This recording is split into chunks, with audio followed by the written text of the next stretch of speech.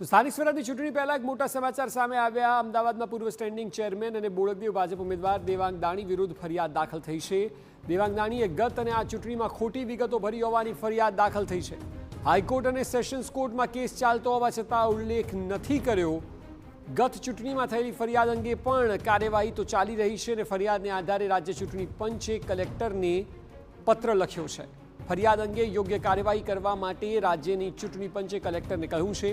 સંબંધિત વિષય યોગ્ય કાર્યવાહી કરવાની અરજદારની પણ માંગ હતી અને એ જ પ્રકારે ચૂંટણી પંચ દ્વારા કલેક્ટરને પત્ર લખીને યોગ્ય કાર્યવાહી કરવાની વાત કરાઈ છે। વધુ માહિતી આપી રહ્યા છે સંવાદદાતા રોનક વર્મા। રોનક, જણાવો, આખરે ફરિયાદમાં કઈ બાબતોનો ઉલ્લેખ કરાયો છે અને હવે આગળ શું થઈ શકે?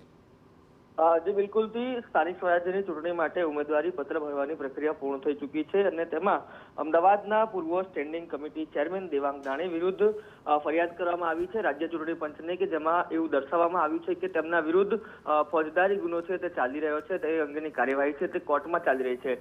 ખાસ કરીને ગુજરાત હાઈકોર્ટ અને સેશન્સ કોર્ટ આ બંનેમાં કેસ ચાલતા હોવા છતાં પણ તેમના દ્વારા યોગ્ય માહિતી છે તે ફોર્મમાં નથી મૂકવામાં આવી। ન માત્ર એટલું, પરંતુ અગાઉ જે ફરિયાદો હતી તેને લઈને અધિકારીઓ દ્વારા પણ જે કામગીરી કરવામાં આવી હતી તેને લઈને અનેક સવાલો છે તે ઉભા કરવામાં આવ્યા હતા। આ તમામ બાબતો વચ્ચે આજે વધુ એક વખત તે અંગે સેશન્સ કોર્ટમાં સુનાવણી છે અને જો કોઈ અલગ પ્રકારનો જે ચુકાદો છે તે આવે તો આગામી સમયમાં વધુ એક વખત બેઠક ખાલી થાય અને ફરીથી ચૂંટણી કરાવવાની જરૂર પડે તો અનેક વસ્તુઓ, નાણાં સહિતનો જે વ્યય છે તે થાય તે પ્રકારની ભીતિ છે તે વ્યક્ત કરવામાં આવી છે। એટલા માટે રાજ્ય ચૂંટણી આયોગને યોગ્ય તકેદારીના પગલાં લઈ અને કાર્યવાહી કરવા માટે સૂચના આપવામાં આવી હતી અને ત્યારબાદ કલેક્ટરને આ પત્ર છે તે મોકલવામાં આવ્યો હતો અને આ પ્રકારે દેવાંગ દાણી વિરુદ્ધ ફરિયાદ છે તે થઈ છે। જી બિલકુલ રોનક, આભાર સમગ્ર માહિતી બદલ।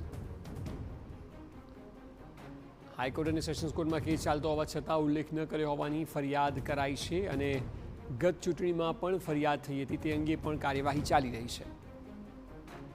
મહત્વનું છે કે તેઓ સ્ટેન્ડિંગ કમિટીના ચેરમેન અને તેમના વિરુદ્ધ આ ફરિયાદ થતાં હવે ચૂંટણી પંચ દ્વારા પણ કલેક્ટરને પત્ર લખીને કહેવાયું છે કે ફરિયાદ અંગે યોગ્ય કાર્યવાહી કરો।